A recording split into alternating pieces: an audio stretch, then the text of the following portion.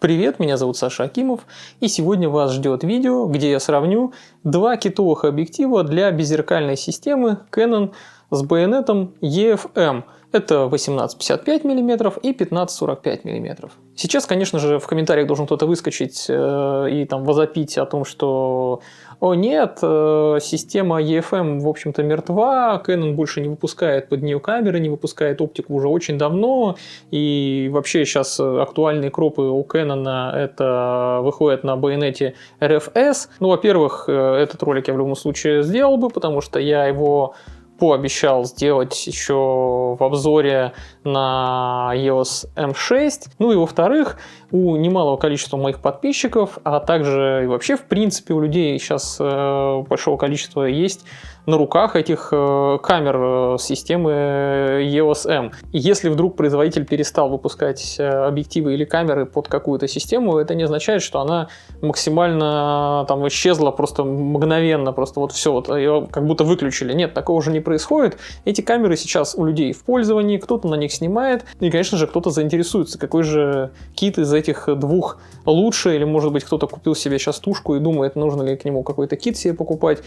И вот для этих людей у меня как раз есть ролик, ну или для просто тех, кому любопытно. Так что давайте сейчас быстренько я расскажу, к каким выводам я пришел, когда тестировал эти два объектива. То есть, ну, в общем-то, я посмотрел на них с разных самых сторон. Я купил их, конечно, на вторичке, на свои собственные деньги. Как и большинство техники, которая фигурирует на данном канале, покупается вся на за мой счет. Так что, если вам нравится мое независимое мнение и вы хотите поддержать канал как-то финансово, то можете подписаться на мой Boosty по ссылке в описании. И также в описании канала есть ссылочка на мой телеграм-канал. Там я выкладываю и картинки в нормальном разрешении из обзоров. То есть я там, допустим, какую-то камеру или объектив обозреваю и туда скидываю потом документами. Вы можете посмотреть в нормальном виде, как эта картинка выглядит, по пиксельно не поковыряться, сказать там какую-нибудь херню, типа, что вот здесь вот шумодав слишком сильный, здесь перешарп, здесь еще что-то. Равы я, конечно же, не кидаю, там все картинки сделаны на мой вкус, готовые уже JPEG,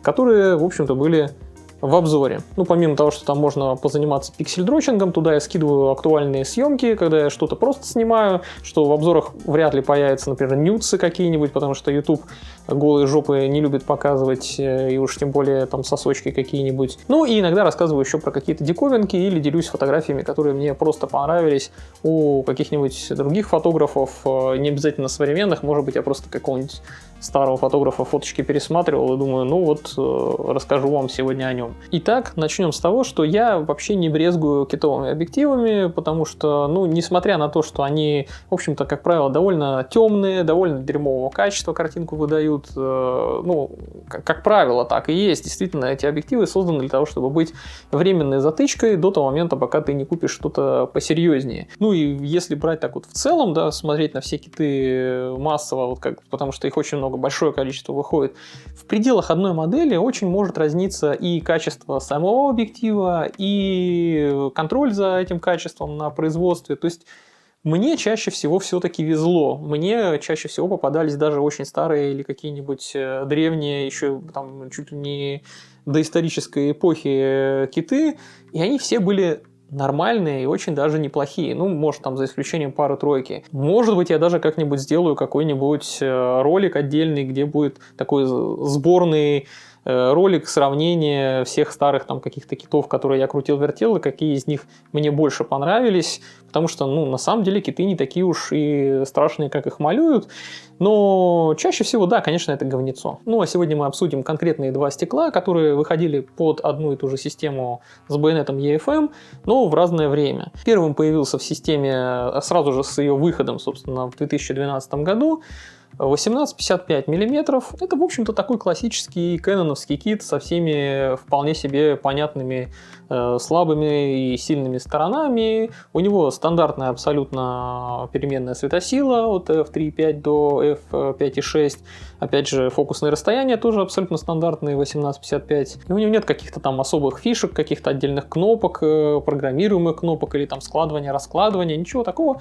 Просто обычный, примитивный, без каких-то изъебов зум. Ну а в 2015 году появился объектив, который, в общем-то, пришел ему, по сути, на смену, 15-45 мм, у которого, да, конечно, размеры меньше, он действительно компактнее, в сложенном, конечно, состоянии он легче, но там, опять же, стали материалы гораздо хуже, и он стал темнее от f3.5 до f6.3, но зато там хоть и телеположение подужали, но зато расширили более широкий угол. И вот впервые, на самом деле, ко мне попал более новый объектив в руки, вот этот 15-45 мм, и я не ощутил какого-то сильного недостатка при зумировании. То есть на длинном конце мне было вполне себе комфортно снимать даже каких-нибудь котиков. Это все равно достаточно далеко. 45 мм, ну, это нормально, в общем-то, на кропе. Зато я оценил наличие все-таки более широкого угла, несмотря на то, что там, да, качество картинки не супер выдающееся на самом широком, на этих 15 мм, но зато картинки можно делать гораздо более драматичные. Ну или просто больше при желании вместить чего-либо в кадр. А вот с резкостью там действительно проблемы, потому что в самых крайних положениях этот объективчик очень плохо себя показывает, он такой прям мыльненький весь из себя, и более-менее нормальная картинка какая-то у него в таких средних положениях, как раз от 18 до 24 мм, там с картинкой все в порядке, в эквиваленте это при кроп-факторе, опять же, 1.6, это получается от 29 на 38 миллиметров примерно. Вот вообще в этих фокусных мне комфортно снимать. То есть это получается как 28-40 миллиметров, два моих любимых, в общем-то, фокусных.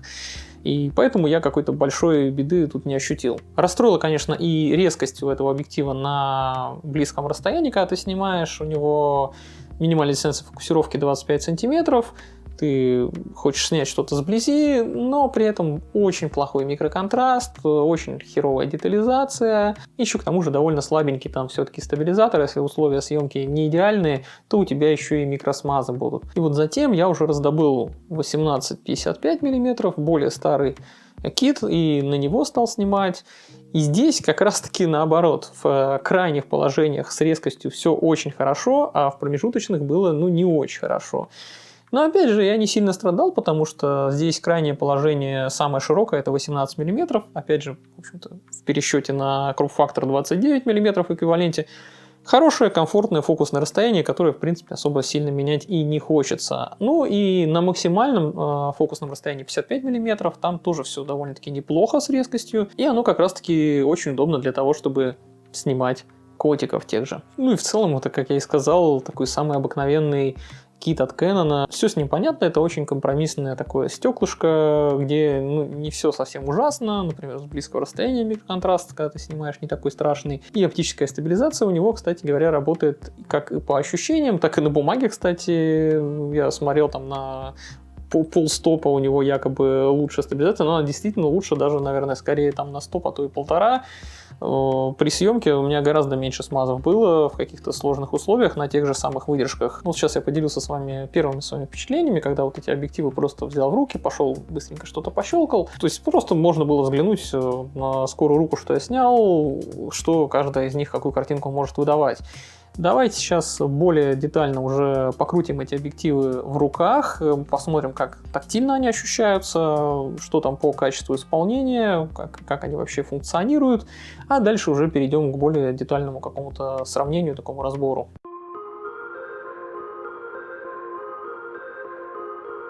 Пожалуй, начнем с очевидных таких бросающихся в глаза отличий. 15-45, как видите, меньше, чем 18-55. Но это, конечно, в транспортировочном положении. Если его распарковать, разница в размерах полностью нивелируется. То есть он, в принципе, абсолютно такой же по габаритам. Правда, есть еще одно отличие. Когда ты зумируешь 18-55 мм, у него просто линейно выдвигается тубус вперед или назад. У этого же объектива 15-45 мм, когда ты зумируешь, тубус ездит, елозит туда-сюда. Кольцо зума у старого кита движется тоже плавнее и без каких-либо рывков. У 15-45 оно немножечко имеет рывки, то есть оно где-то чуть потуже, где-то чуть полегче идет. И из-за этого, если ты захочешь плавную какую-то наводку сделать, например, при съемке видео, у тебя будут дергания. Ну и кольцо фокусировки тоже у старого кита 18-55 мм более плавно как-то движется, и оно шире. А у этого дружочка, у маленького 1545, колечко поуже, и оно не металлическое, а пластиковое, и крутится как-то уж совсем легко и просто. Если что, они оба, конечно же, электронные, и здесь, но здесь просто он плавнее крутится, это кольцо, а здесь оно прям как-то и легко вообще абсолютно, без каких-то усилий, без какого-либо ощущения хоть какого-то физического воздействия. Зато в то же время 1545 ощущается в руках как гораздо более легкий объектив. Его вес всего 130 граммов, в то время как старый кит у нас весит почти в 2 раза тяжелее, целых 210 граммов. В принципе, это и не удивительно. У 1545 миллиметров у него гораздо более пластиковая конструкция, и в том числе и байонетное крепление, как видите, здесь чисто пластмасса. У 1855, как видите, здесь все-таки металл. Ну и вообще у него в конструкции как-то металл присутствует. Позволю также себе сейчас небольшое отступление про механизм парковки. Я очень не люблю, когда такой механизм есть у объективов. Он меня пиздец как раздражает. Я не знаю, зачем его суют, допустим, Nikon и другие какие-то производители.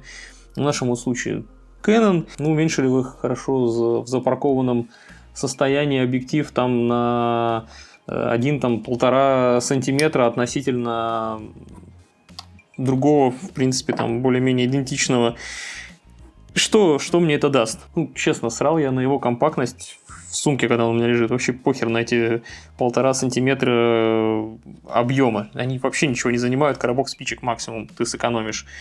Зато минусов у такой конструкции просто море. Уже сам факт, что тебе нужно сделать несколько действий каких-то, то есть вот нажать на рычажок, повернуть. Я, блядь, даже повернуть его не могу, потому что это трудно и требует усилий. И, короче, типа это лишние манипуляции, прежде чем начать съемку, мать твою. Плюс это и без того хлипкую вот эту пластиковую конструкцию ослабляет. У Никонов, например, я точно могу сказать, что постоянно у всех этих объективов, у которых есть такой механизм парковки, перегибаются им рут-шлейфы. У этого я не знаю, насколько тут с этим хорошо или плохо, но, короче говоря, я ненавижу объективы с парковкой, поэтому немножко предвзят. Ладно, вернемся мы, пожалуй, к сравнению нашему. У 1855 передний элемент шире, и диаметр светофильтра тут тоже больше, здесь 52 мм. У 1545 передний элемент чуть поменьше, и, соответственно, и диаметр светофильтра здесь 49 мм. Как вот здесь на корпусе и тут написано, оба объектива имеют минимальную дистанцию фокусировки 25 сантиметров, только на 1545 постеснялись написать вот макро, потому что, конечно же, это никакое не макро, тут вообще как бы просто близко снимают более-менее, это уже неплохо. Также оба объектива, как видим, имеют здесь оптическую стабилизацию, написано вот Image Stabilizer, ну и на самом объективе тут вот можно увидеть надпись IS. Официально заявлено 1855 4 стопа компенсации, у 1545 3,5 стопа. Но при этом при меньшем разлете фокусных расстояний новый кит, он все-таки темнее на дальнем конце, здесь уже f6,3. Поэтому сами делайте выводы, у тебя и стабилизация чуть похуже, и чуть потемнее диафрагма. Ну и о том, какие эквивалентные фокусные расстояния, несколько слов. 1855 на кропах Canon это получается умножаем на 1,6, соответственно 29,88 мм в эквиваленте. А 1545 это будет в эквиваленте 24,72 мм. У 1855 мм оптическая схема несколько сложнее, чем у 1545 мм.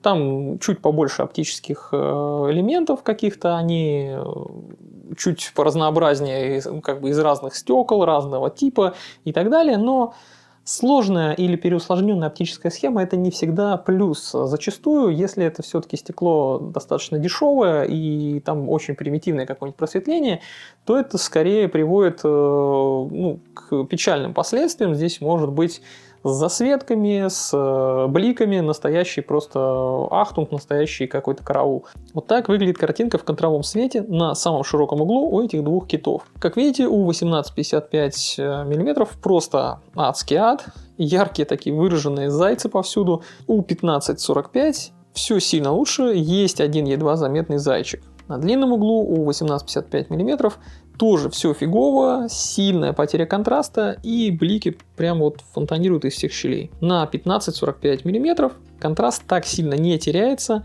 хотя тут тоже какая-то вот сиреневая клякса сбоку лезет. Так что можно констатировать, что объектив 15-45 мм гораздо лучше держит контровой, боковые засветки, ну то есть он прям нормально себя чувствует, когда солнце где-то в кадре, ничего супер страшного там не происходит. А вот 18-55 мм он ловит все какие только возможно блики, любые засветки, с ним прям очень все печально, если у тебя попадает вдруг какой-то яркий источник света или солнца в кадр. А дальше я хотел посмотреть на дисторсию, которую производят эти объективы. Ну, понятное дело, что там она есть, она и бочкообразная на широком углу, и подушкообразная на дальнем углу, и ровно в середине там более-менее все неплохо у них. Это все, в общем-то, ясно. Как ясно и то, что и в тушках прекрасно справляется дисторсия автоматически у современных камер Canon. И также понятно, что ты можешь исправить автоматически дисторсию профилем объектива в RAW-конвертере или вообще руками исправить по своему вкусу, как тебе там нравится все выровнять. Поэтому я подумал, что, наверное, в этом большого смысла нет. Стены я отфоткал, я посмотрел, какая там дисторсия. Но тратить на это время давайте не будем. Я могу лишь только сказать, что парадоксальным образом у 18-55 мм на 18 мм дисторсия гораздо сильнее, чем у 15-45 мм. Ну, если выключить все коррекции, я имею в виду, то есть посмотреть.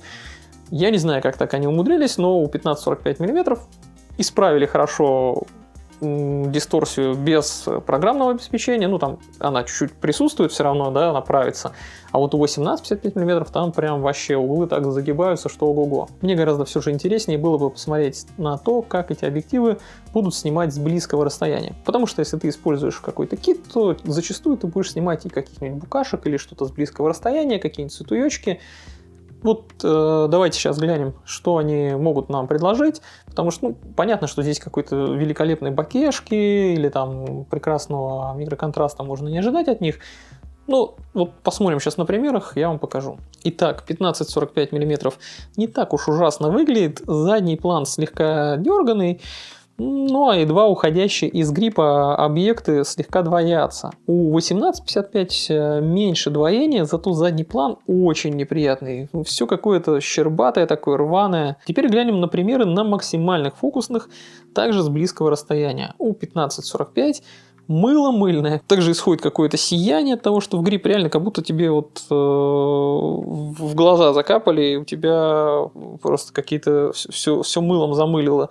Но задник при этом даже приятно мягонький такой получился. А у 18-55 мм резкость самого объекта съемки, конечно, получше, но боке просто омерзительно выглядит. Ну, это просто кромешный пиздец, то, как оно выглядит. Как-то сложно сказать, какой из этих объективов показал себя лучше в данном сравнении. Тут, скорее всего, оба показали себя плохо.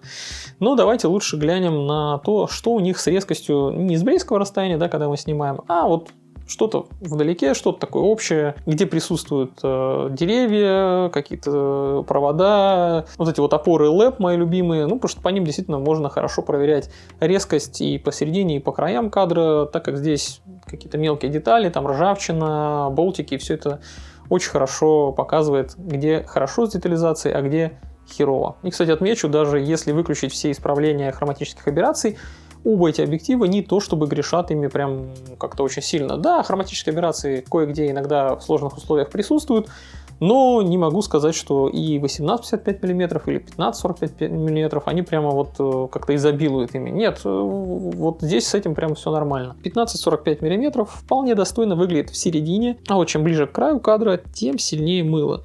Ну, в принципе, и тут и середина не особо хороша, но в углах просто неприемлемое говно. На 18 мм, в общем-то, сохраняется говенность углов у 15-45, но в середине становится картиночка получше. А 18-55 мм на своем самом широком углу ощутимо резче, как в центре, так и по краям. То есть тут прям вообще очень неплохо все. На 24 мм 15-45 уже выравнивается по резкости, и он довольно неплох. А вот 18-55 мм на 24 мм почему-то становится мыльным, совершенно непонятно, почему так происходит. На 35 мм 15-45 тоже резкий, в общем-то, везде. А вот 18-55 мм становится хоть и чутка получше, но почему-то опять все еще не настолько, чтобы догнать своего конкурента. Но на своих максимальных телеположениях объективы кардинально отличаются. 15-45 мм на, собственно, 45 мм вообще не впечатляет. Он прям отстойно мыльный, очень некрасивая картинка. А вот 18-55 мм отличный снова. Так что мы видим, как я и в самом начале ролика сказал, 18-55 мм где-то в середине является слабачком, а на своих крайних положениях он очень даже молодец. Ну а 15-45 мм зато наоборот, абсолютно в точности, вот прям да наоборот, в крайних положениях катастрофически плох, но при этом в середине очень даже клевый. Ну и все это мое сравнение может очень хорошо и емко охарактеризовать незабвенный классик. Что то хуйня, что это хуйня. Вот это обе хуйни такие, что я, блядь, ебал ее маму рот. Реально, оба стандартных кита для EFM байонета — это редкостное говнище. И если для вас важно все-таки качество картинки, и у вас не очень-то большой бюджет, то даже не тратьте деньги на вот это вот говно, возьмите себе лучше, ну, может, там придется дать чуть-чуть добавить денег, но он все равно недорогой, он дешевый. Купите себе блинчик прекрасный 22 мм f2, он маленький, легкий, компактный, резкий, дерзкий, ну вот там вообще все хорошо с этим объективом. Берите и наслаждайтесь, и кайфуйте. Ну а если предпочтительно все же, да, универсальность, и вы готовы пожертвовать немножко качеством изображения, то тут можно посоветовать. Конечно, да, он дорогой, действительно у него цена такая кусающаяся, не то чтобы щадящая, но зато 18-150 мм в эквиваленте получается 29-240 мм, и вам в принципе вообще никакой объектив другой не понадобится. И на всех фокусных расстояниях этот объектив оказывается хоть и компромиссным по качеству, то есть там уголочки где-то там послабее, там еще что-то, он все равно лучше, чем те два объектива, про которые я сегодня рассказывал. И обзор на него, конечно, тоже есть. В конце самом появится подсказка, по которой можно будет посмотреть. Но я надеюсь, что мой обзор окажется для вас полезен. Ставьте лайки, подписывайтесь, ну и делитесь в комментариях своими мыслями по поводу того, да, какие киты вам больше нравятся, не нравятся и так далее. Всем хороших снимков и пока.